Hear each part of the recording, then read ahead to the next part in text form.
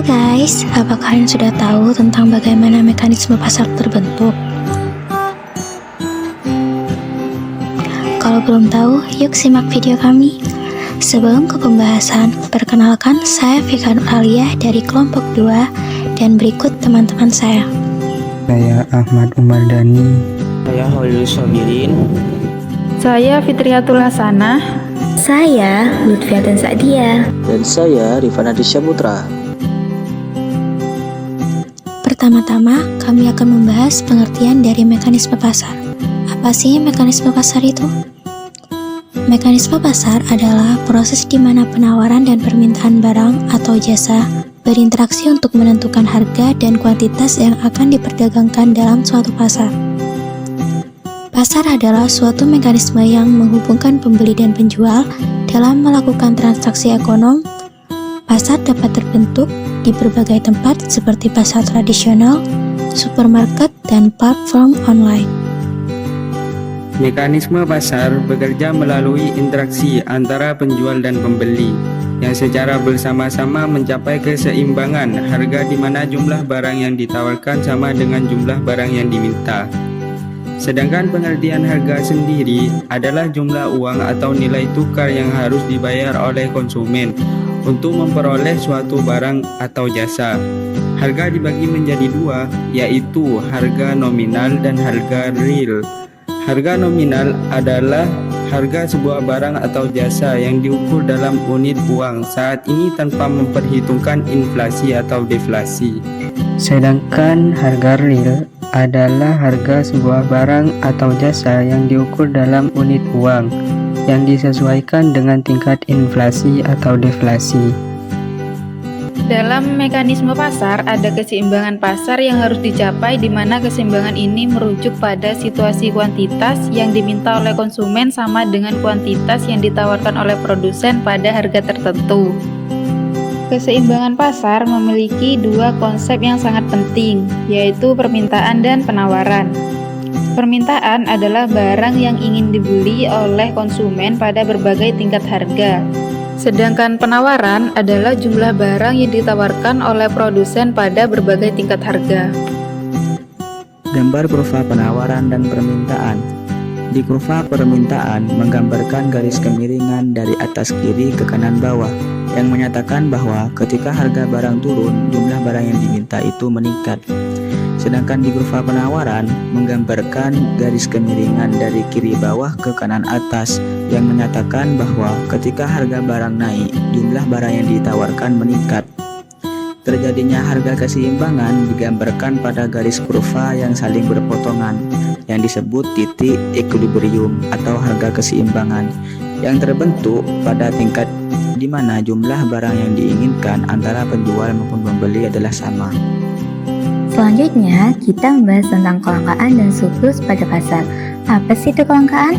Kelangkaan dapat diartikan sebagai terbatasnya sumber daya, sehingga mengakibatkan kebutuhan manusia tidak tercukupi.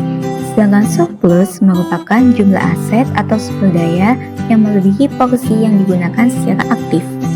Di sini ada gambar kurva kelangkaan dan kurva surplus. Kurva kelangkaan terjadi jika jumlah barang yang diminta konsumen lebih besar daripada jumlah barang yang ditawarkan produsen pada harga tertentu. Pada gambar yang diarsir merah menunjukkan kelangkaan barang yang mana jumlah permintaan melebihi jumlah penawaran. Dalam situasi kelangkaan, harga barang cenderung naik, sehingga mencapai keseimbangan baru di mana jumlah yang ditawarkan dan diminta itu sama. Selanjutnya, ada kurva surplus. Kurva surplus terjadi ketika jumlah barang yang ditawarkan produsen lebih besar dari jumlah barang yang diminta oleh konsumen. Gambar yang diarsir kuning menunjukkan surplus barang di mana penawaran melebihi permintaan. Dalam pasar yang efisien, harga cenderung menyesuaikan untuk menghilangkan kelangkaan dan surplus, sehingga mencapai titik keseimbangan di mana jumlah yang diminta dan ditawarkan itu sama. Baik, selanjutnya kita ada pada kurva perubahan keseimbangan pasar. Kurva perubahan keseimbangan pasar terjadi bila pada perubahan di sisi permintaan dan penawaran ada faktor yang menyebabkan perubahannya adalah harga, maka keseimbangan akan kembali ke titik awal. Tetapi, jika berubah karena faktor centris paribus seperti teknologi, Untuk sisi penawaran atau sisi permintaan, maka keseimbangan tidak kembali pada titik awal. Selanjutnya, kita akan membahas tentang intervensi pemerintah dalam pengendalian harga, yaitu tindakan yang dilakukan oleh pemerintah untuk mempengaruhi atau mengatur harga pasar atas barang atau layanan tertentu. Intervensi terjadi dalam 4 bentuk, yaitu yang pertama, harga maksimum, yang mana harga diperoleh untuk suatu produk atau layanan yang ditetapkan oleh pemerintah. Biasanya digunakan dalam situasi di mana pemerintah melindungi konsumen dari harga yang terlalu tinggi pada pasar bebas. Yang kedua, harga minimum. Sebuah harga yang harus dibayar untuk suatu produk atau layanan yang ditetapkan oleh pemerintah. Harga ini digunakan untuk melindungi produsen agar mendapat bayaran yang layak. Yang ketiga, subsidi atau pajak. Subsidi diberikan kepada produsen untuk mengurangi biaya produksi mereka yang mengakibatkan harga jual lebih rendah, sedangkan pajak dapat diberikan pada produk tertentu untuk meningkatkan harga jualnya. Dan yang terakhir adalah regulasi harga, yang mana pemerintah secara langsung mengatur harga produk atau layanan harga di pasar agar dapat mensejahterakan masyarakat.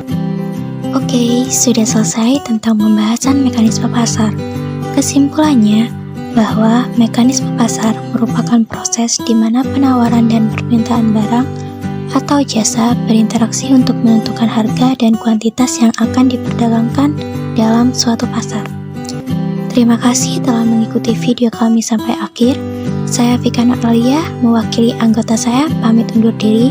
Dan jangan lupa like, subscribe, and share. Thank you for watching. Turunnya persen 31.900, mulai dari awal naik puncaknya. Harga ladang itu kan sekarang harga beras